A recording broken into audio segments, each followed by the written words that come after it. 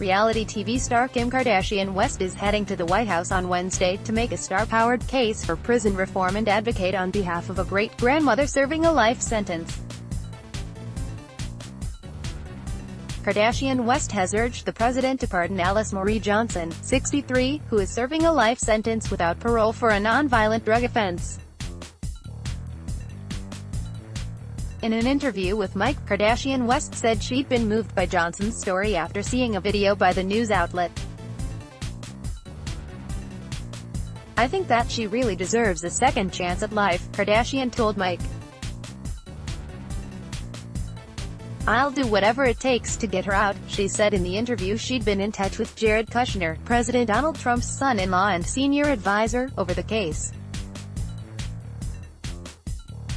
"I've been in communication with the White House and trying to bring her case to the president's desk and figure out how we can get her out," she said of Johnson, who has spent over 2 decades behind bars. Kushner oversees the administration's push to overhaul the nation's prison system and help former inmates gain skills and more effectively make the transition back into society. It's unclear whether Kardashian West will meet with Trump during the visit, though the president often invites visitors to the White House complex and to the Oval Office for informal meetings and photo ops.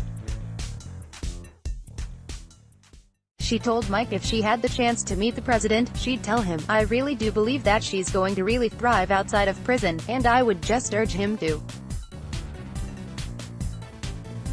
please pardon her." Trump last week granted a rare posthumous pardon to boxing's first black heavyweight champion, clearing Jack Johnson's name more than 100 years after what many saw as his racially charged conviction.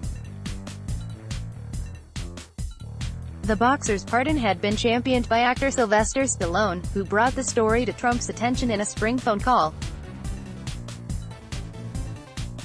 Trump has issued just a handful of other pardons, including one for former Maricopa County Sheriff Joe Arpaio, a staunch campaign supporter, one for Scooter Libby, who served as chief of staff to former Vice President Dick Cheney, and one for a U.S.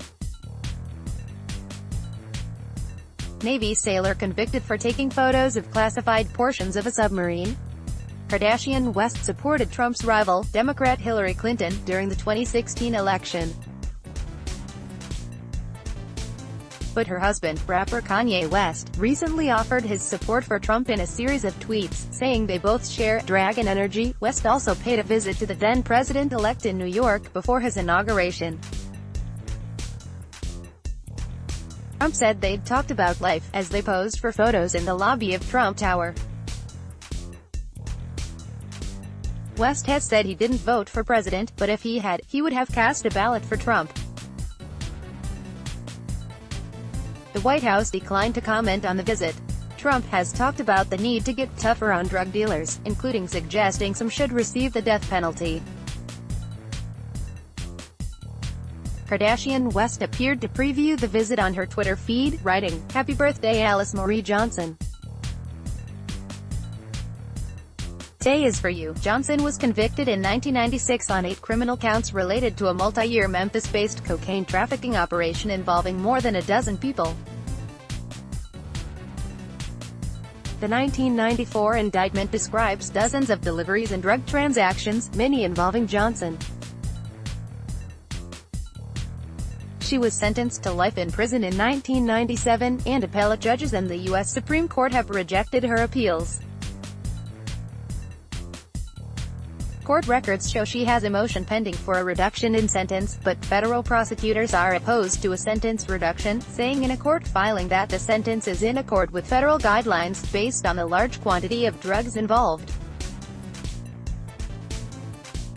The U.S. Attorney's Office in Memphis did not immediately respond to a request for comment Wednesday afternoon. A criminal justice advocacy site can do, and one of Johnson's attorneys say a request for clemency was rejected by former President Barack Obama. The reasons are unclear. Memphis attorney Michael Scholl, who filed the latest court documents in her request for a sentence reduction, said she was not a leader in the cocaine operation. What's the purpose of putting a lady with no prior criminal record, on a non-violent drug offense, in jail for her entire life, he said in a telephone interview. She's a model inmate. Scholl added that Johnson has admitted her wrongdoing, which is borne out in letters she has written to U.S. District Judge Samuel H. Mays, who now oversees her case.